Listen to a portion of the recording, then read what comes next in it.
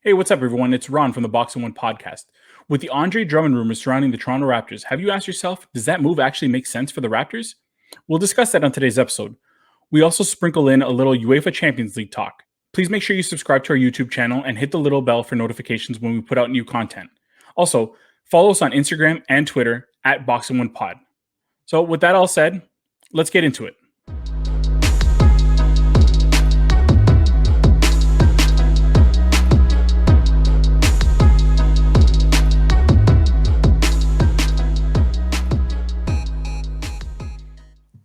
Hey, what's up, Box and One World? We are back with another episode. Slight change today. We plan to have a little bit of a talk about the Negro Leagues, but that's been postponed due to some weather issues. So hopefully we can work something out for next week, and we may have 2 episodes going next week. But this week you get us talking about some Raptors with the Andre Drummond rumors. So if you're here for that, stick around. We'll talk about that first. And then also a little bit of the UEFA Champions League. Ozim and I will give our thoughts. And Pramit, if you have anything to add to that, you can always throw some thoughts in as well. But I concur with both of you equally. How are you guys doing today? I am good. How about you guys? I'm feeling much better after the Liverpool win, to be very honest. The last couple of weeks have been very, very uneasy for me. I mean, it's pretty much what I expected with Barcelona. The Raptors have broken my heart with that loss against the T-Wolves. Was it yesterday? I can't even think straight anymore. But I think it was yesterday. And so we'll start with the Raptors because the T-Wolves loss, I think, kind of highlights some of the issues that they've been having over the course of the season, especially lately with OG Anunoby being out. So they lost 116, 112. Just the game was a lot closer than it should have been going down the stretch. And I don't know if you guys watched the game or if you got a chance to see it at all, but that Pascal Siakam drive, people are going crazy about that. Wondering if Pascal is a closer. I think he's probably not, but it was a good look. And it just really sucks that thing rolled out the way it did, because I thought it was down. I thought they had a tie game, but really the Raptors should not be going down to the wire with the Minnesota Timberwolves if they want to make any kind of noise in the playoffs. I know we don't think that they're going to be a contender for the finals, but come on, against the T-Wolves, this shouldn't happen. He's had 3 chances to close, and he's 0 for 3. However, all 3 of those chances were really, really, really close. I mean, for people to say he's not a closer, he doesn't have what it takes. I mean, he's gotten the exact shot that he wanted to get, or the exact attempt he wanted to get, he's gotten for himself all 3 times. Do I think he's a number 1? No. But the narrative of that he can't be the guy that can close, we've seen him hit game-winning shots enough, many times over the years. Or late game points. So I'm not going to buy except that narrative. I think,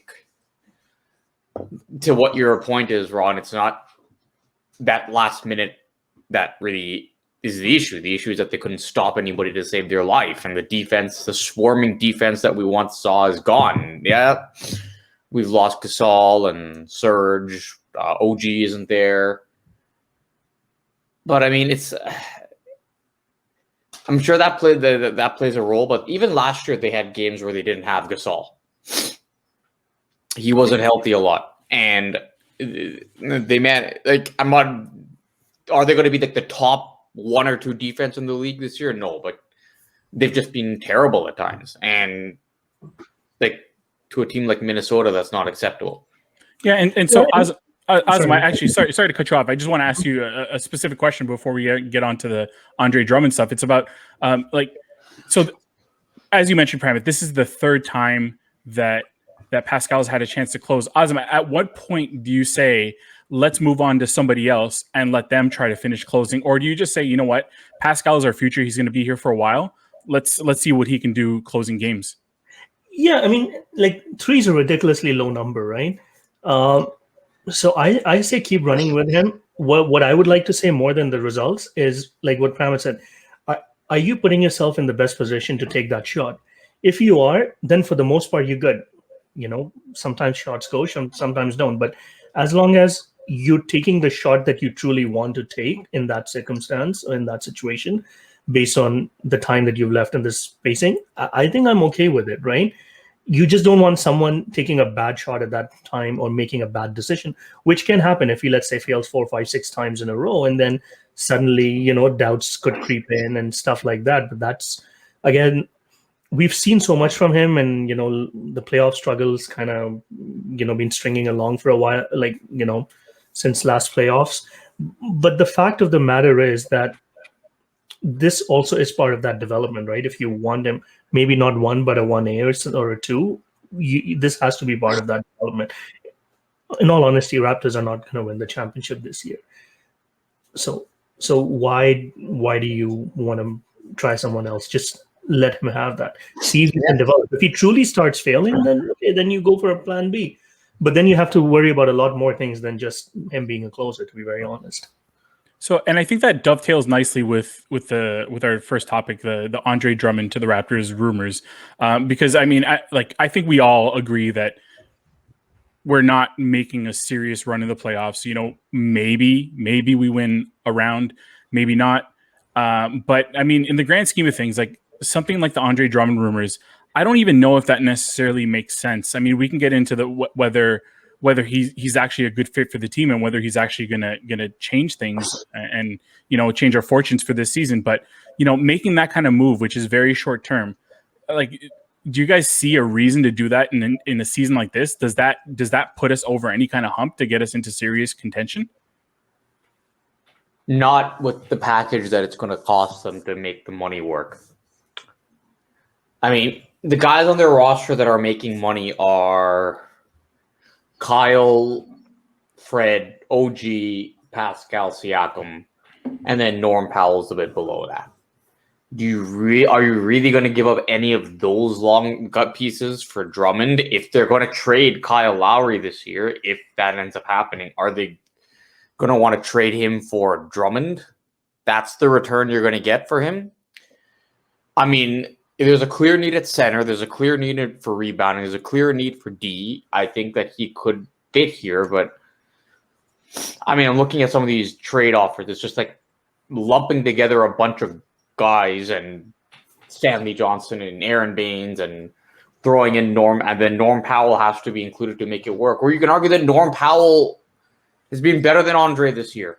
Looking at their win shares, Powell's been better, more valuable. You're going to give up a more valuable player plus your depth in order to get to fill a short-term need when you're not. This probably isn't the season. And on top of it, he's not. Okay, so you have a need on the defensive end, obviously. So you see why a name like that comes up. Offensively, he's not that great. But the other thing is how good of a player he is with something like a pick and roll or something. Like, does he sit with the system? And that's been my Pramit, when we first discussed this, like four episodes ago, I think, when we first had this idea, like we said we haven't seen enough of what he can do defensively on the pick and roll. So we weren't sure. Like, I think I was starting to lean towards it might be a good idea.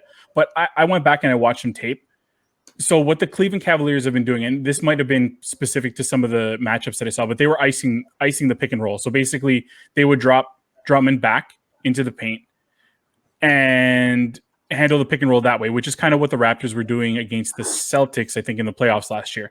But the problem is he drops back so far sometimes that he gets himself into such bad positions that he can't recover, and it makes his rim protection kind of useless at that point because he's coming over so late, and it opens up other things in the lane. And I think part of what we're seeing anyways with the Raptors is, right now, I don't think, like, obviously a rim protector is an issue. We don't have one. So, except for, maybe the weak side help from Chris Boucher, but the perimeter defense has been awful. And if the opposing team is starting off by getting past your guards very easily and getting into the paint, like, Andre Drummond, sure, he can come over and maybe help on some of those occasions, but it's still going to open up so much more. And that's what you see on a lot of defensive sets for the Raptors, where they're just running around trying to recover. And, they're good at doing it, but it puts so much more pressure on the defense. And if you see that T-Wolves game from the other day. Like that's what the problem was. I heard people saying that it was Pascal's defense. It wasn't Pascal's defense. He wasn't the issue. It was people getting into the lane with ease and doing whatever they wanted and passing out to, a wide open Ricky Rubio, who had a great shooting night, which doesn't happen often, but that's the problem. They've been giving up a lot of good shooting nights to a lot of not good shooters this year. And part of their defense last year was forcing bad shooters to shoot shots. That's why they gave up a lot of three-point attempts, although the three-point percentage was low. This year, that's not the case. They were about 32 or 33% opponent three-point percentage last year, which is tops in the league. This year, they're in the middle at about 37%. So teams are getting into the lane more easily. I think not having the center as your sort of like anchor is having an impact as to how they run things. But yeah, to your point, I mean, Drummond, he'd help in some areas. I mean, I just think that getting those extra rebounds and helping them close possessions will help. It won't have them scrambling after giving up an offensive rebound. That would help them. Having a body so teams are just less willing to drive to the rim. Having like that wall back there could help. They could, I mean, even with the pick and roll, even last year in the playoffs, they had games just to trick Boston. They'd bring Gasol all the way out and double team Kemba when he had the ball and force him out. But at times that backfired in that one game where Kemba got that like no look pass off to Tice and he got that dunk just before OG hit that shot. So I mean that's a risky play too, but it works sometimes and you can't run with it all the time. He would fit. I mean, just given the needs, he would fit. I just don't see how.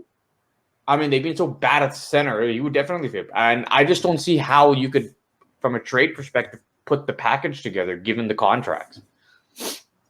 I mean, there's been talk about including another team, but in the grand scheme of things, like I've looked at some of the advanced numbers as well. Like you look at his on-off numbers on Cleveland, and you go back a couple of years to Detroit. It's not great. It doesn't look like he makes that big of an impact. His VORP isn't great when you look at even his best years.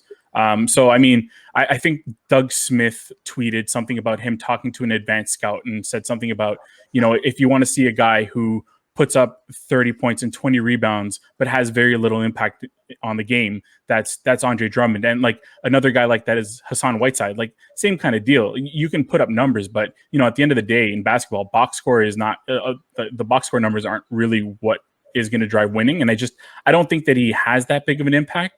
And I mean, when you look at it, it's a half year rental, right?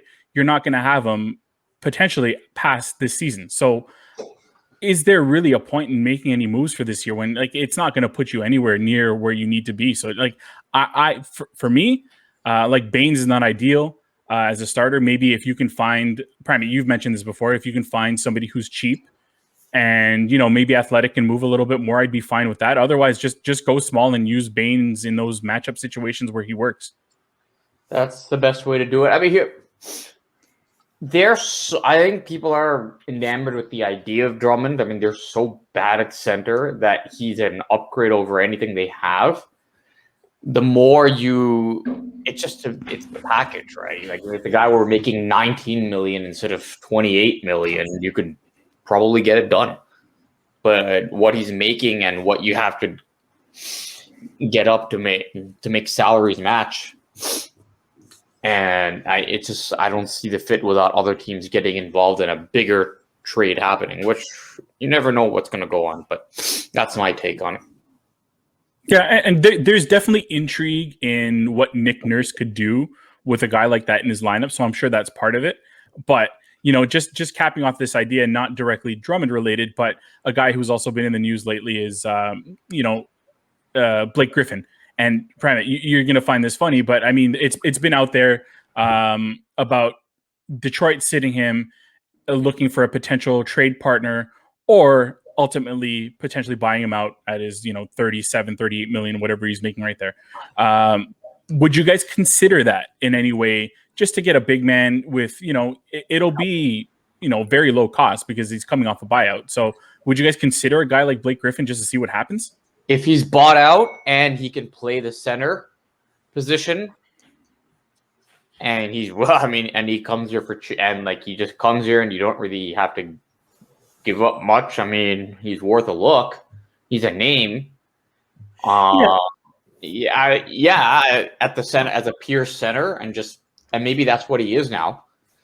And just have a bot, and if he's willing to accept his role as a guy who's just going to rebound, and I mean, I don't want to even call him a rim protector at this. He's never really been a rim protector, but he's never really played center much either, to be honest. But a big guy who's just there to rebound and sort of not a rim protector, but a wall in a limited role.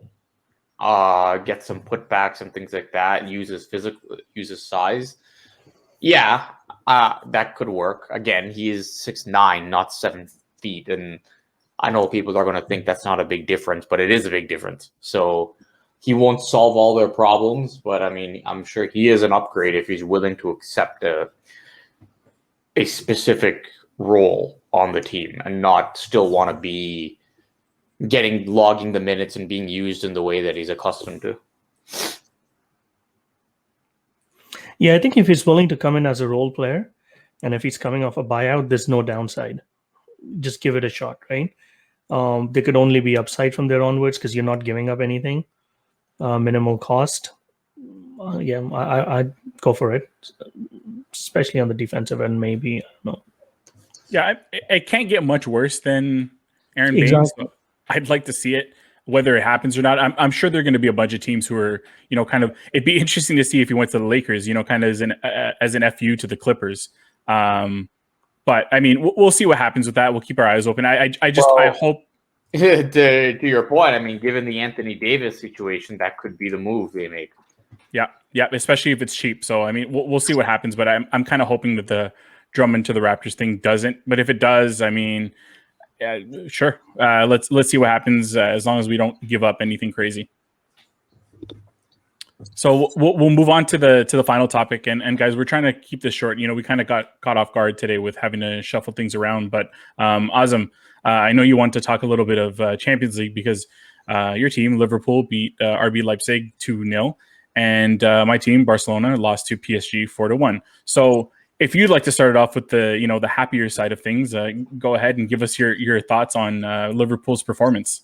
Yeah, I mean, it was a good performance, right? So both on the pitch, like technically, as well as maybe from a confidence perspective, like this has been a brutal month of January. And well, actually, it's been a brutal 2021 for them. They've had flashes of brilliance, but for the most part, I think they're out of the Premier League race. Right now, there's a battle for the 4th position, secure Champions League spot next year. I think that's probably what they would hope to achieve this season now. So I thought they played really well. Like if anyone who watched the Leicester game over the weekend, they started off really well, controlled it pretty well in the first half, took the lead, and then they just had a huge meltdown, giving up 3 goals in I think 8 or 9 minutes. It was terrible. And that was coming off of a game where Alisson had a pretty poor game. And then again in Leicester, he made a couple of blunders and really cost them the game. So I think this was a good comeback win for them. I think they needed it as for just for confidence. But what I like to see was that they continued to press. The new center back they got, Ozan Kabak, I think he looked really good. Won 7 duels. I think his pass completion was 86%. And he won both off the ground as well as in the aerial duel. So I think he looked really well composed back there. He looked good last game as well when he made his debut, but that one crucial error that cost him, I think kind of dented it a little bit. But besides getting booked overall, he had a very solid game. And the good thing was that when Leipzig uncharacteristically made a couple of errors on the back end, both Salah and Mane were available to pounce on it and score it. That's how they got both goals. They punished the opponents. They didn't allow Leipzig to play to their own strengths, controlled the game really well. I thought it was a very good win for them. Yeah, and then on the flip side, you have Barcelona's performance, which so you talk about your center back and how good he looked, and on the Barcelona side, we had Gerard Piqué playing, who hasn't played since November, kind of forced into action because our center back position is, I mean, the back line in general is quite frankly not looking great. We had a 20-year-old starting at right back who's, Serginho Dest has played well, but coming into a Champions League game when he also hasn't seen a lot of action lately, it's difficult to work a 20-year-old inexperienced right back with a very slow-footed center back right next to him. Yeah, that's a good comp. That's a good. This is like I don't know who was a young guy that would have been playing with Caberlet at the time. I don't know, but like Luke Shen. Sure. I don't. Did they overlap at all? I don't know if they overlapped. I don't know that. I don't remember. But sure, like that works because and then you have like somebody like Ovechkin, let's say, continuing on with the hockey comparison, and Mbappe coming at you, like it's not the easiest thing to try to deal with, and it was fine at first, we got up 1-0, but you could see early on in the match there was loads of space on the left side, which is where PSG was attacking mostly, and eventually it came back to bite Barcelona in the ass. I don't think any Barcelona fan is really expecting much from this season. We're third in La Liga. We have a game in hand on Real Madrid, so potentially we can move up to second. But this is very much a transition year for Barcelona. They're getting a lot of minutes for the kids, especially in their last league game against Alaves. The kids got to play, in preparation for this match. But I mean, I wasn't expecting anything. 4-1, I guess, is maybe along the lines of what I would have thought going into this game. It's not great, but I mean, like, nobody in their right minds would expect Barcelona to win this game because they're not the team that they once were. But if we can get anything out of the season, hopefully it's the King's Cup, which they're still in the competition. They're playing against Sevilla, but even in that, they're down to. Oh, we lost us. Am I back? Yeah, you're back. I just pushed my screen back by mistake. That you threw the entire laptop. So mad at the scoreline.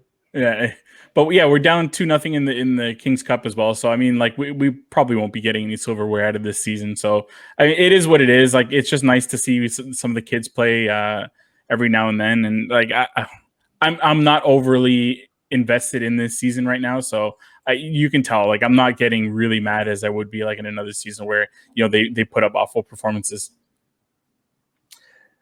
Well, we'll see what happens next year, especially with Messi, and it should be interesting times for Barcelona ahead. That's for sure. Yeah, that's definitely going to be the interesting part. I think off the field, Barcelona is more interesting these days than on the field. Are they? Is there? Oh, you mean just the Messi stuff? Like aside from the Messi, and then the board, and it's like fun stuff. Yeah, I mean, I guess I probably put that out. I know we had like a whole episode about that, and I kind of put that out of my mind. But like, yeah, that's about it. And like, we don't know what's going to happen going forward. And Messi probably, like, I would hope that he goes just because of the money. And some people are going to hate me for saying that, especially Barcelona fans. But like, it's a lot of money to pay when you need a lot more on that team than just the one guy. For sure. So I think that's it. I don't know. Is there anything else you guys wanted to cover? This is a little bit of a short episode, but no, I mean, I think we've covered everything.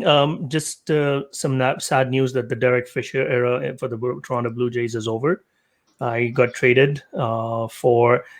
Well, Blue Jays actually won that deal with Astros. If you think about it, they're getting a cash and a player to be named later. You're getting both for Derek Fisher. That's probably the best deal Trade Atkins and them have made so far.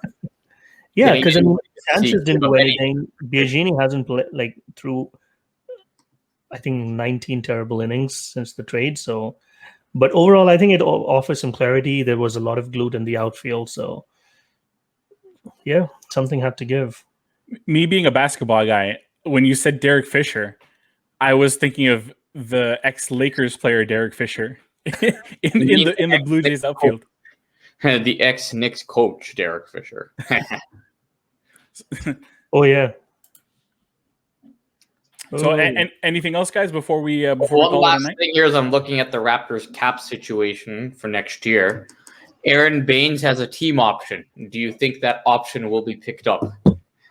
You know, to be honest with you, like the amount of hate that Baines has got, like it's not that it's not warranted. I know there was one game or a couple games where he didn't grab any rebounds. I don't think he's as bad a rebounder as people have made him out to be after those 2 games.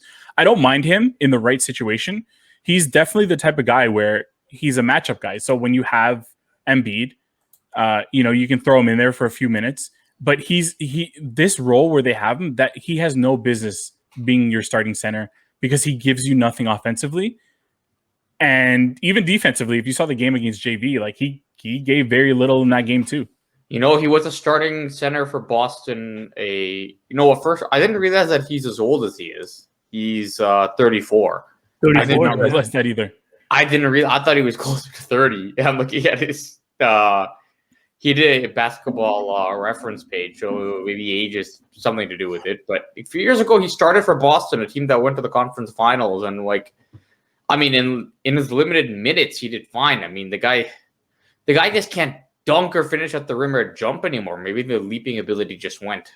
But the crazy thing is the entire team can't finish at the rim. Like I think we're under like 47% finishing at the rim for the season. Yeah, we're pretty terrible. But a guy that's his size should at least be able to dunk it. Just dunk the damn thing.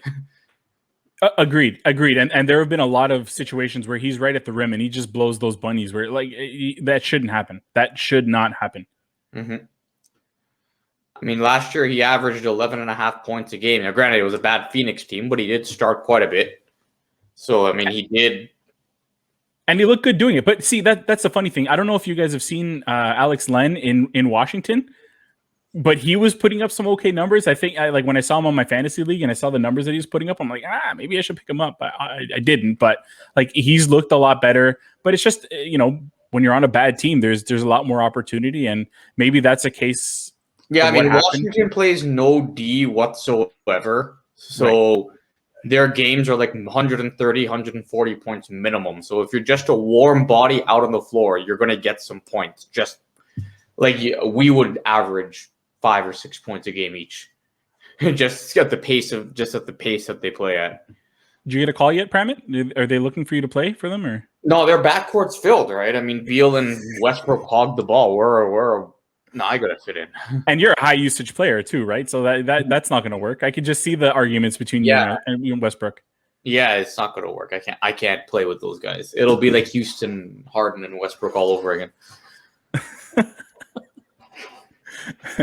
All right, so guys, I think that's a good spot to end it off on. Everybody, thank you very much as always for listening and watching. The response to our last episode was great, and we were all actually really caught by surprise. So if you haven't seen it, we had Andrew Stoughton on talking Blue Jays. Definitely check that out. But we have some episodes planned, more Raptors stuff. Like we mentioned, Negro League baseball. We're going to be talking some of that too. Hopefully we can get that to you guys soon. But other than that, just make sure you follow us on Instagram and Twitter at Boxing One Pod. Please subscribe to the YouTube channel. Make sure you hit the bell for some notifications whenever we put out stuff. And, make sure you like our stuff, share it, comment. That really helps us out. And also on the audio side, we're also available in audio form on any podcast platform. Again, rate us. Share it with your friends.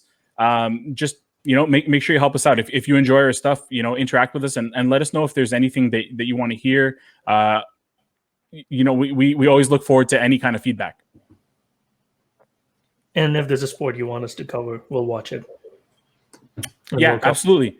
Our team is now. So we were talking about this. I guess we should announce it. Wrexham has now been adopted as our team in England.